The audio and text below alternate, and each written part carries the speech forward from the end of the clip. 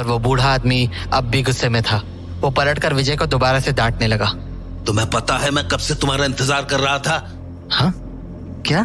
यहाँ तुम्हारी बच्ची कब से पापा पापा कर रही है और तुम्हें होश ही नहीं है? हाँ? ये कोई टाइम है घर आने का? अंकल, आप ये क्या बोल रहे हो? और शायद आपको कोई गलतफहमी हुई है। मैं वो नहीं हूँ जो आप सोच रहे हो। और अंकल, वैसे भी मैं बाहर ही ठीक था। सब प्लीज मुझे बाहर ही खड़े रहने दीजिए। बारिश खत्म होते ही मैं चला जाऊंगा। अरे बेटा, गुस्सा मत करो। मैंने तुम्हें अंदर इसलिए थोड़ी बुलाया था कि तुम बाहर चले जाओ। अच्छा, पीछे देखो, देखो तुम्हारे पीछे कौन है। जैसे ही विजय पलटा, उसे अपने सामने एक छोटी सी बच्ची दिखी जिसके हाथों में एक गुड़िया थी और वो विजय को एक टक देखे जा रही थी।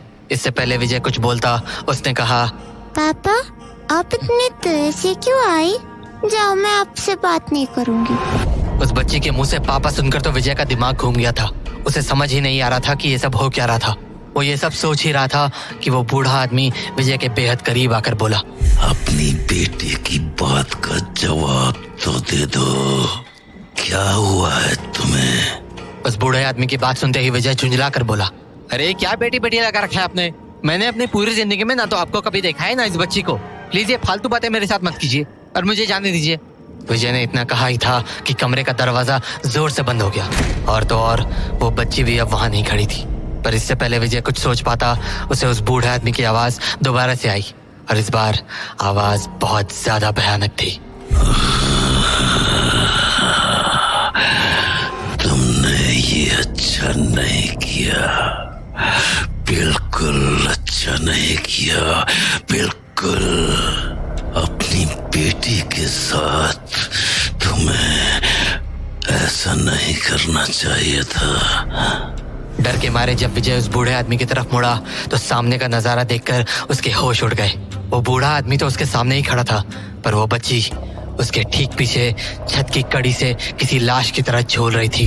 विजय ये देखते ही समझ गया कि उसका सामना किसी ऐसी चीज से हो चुका था जो इंसानी दुनिया के तो बिल्कुल भी नहीं थे। विजय पलटा और दरवाजा खोलकर बाहर भागने की नाकाम कोशिशें करने लगा, पर दरवाजा खुलने का नाम ही नहीं ले रहा था। तभी उसे उसी बच्ची की आवाज सुनाई पड़ी, पापा, पापा। डरते हुए जब विजय पीछे मुड़ा तो उसकी बची खुची हिम्मत भी हवा हो गई।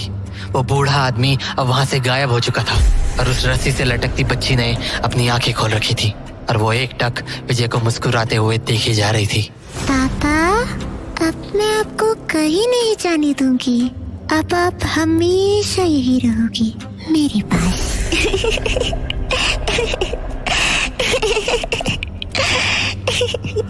विजय के दिमाग ने अब काम करना बंद कर दिया था। उस हंसी को सुनकर उसके हाथ पांव सब ठंडे हो चुके थे, इसीलिए उसने पलटकर दोबारा दरवाजा खोलने की सोची। पर जैसे ही वो पलटा, उसने अपने ठीक सामने उसी बूढ़े आदमी को खड़ा पाया।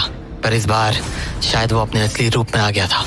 उसके पूरे शरीर पर खून के धब्बों के निशान थे और उसके पेट से उसकी आंतें बाहर आ रही थी। तभी वो बोला, अब तुम हमेशा यही रहोगे हमारे साथ।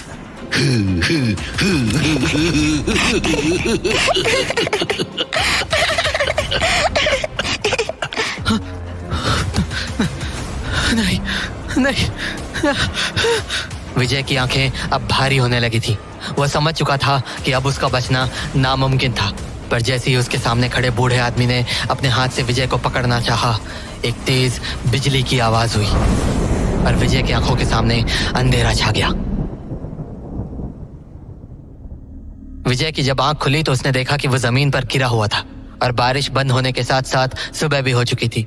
उसे समझ नहीं आया कि भला वो घर कहाँ गायब हो गया जिसके अंदर उसने उस बूढ़े आदमी और छोटी बच्ची को देखा था।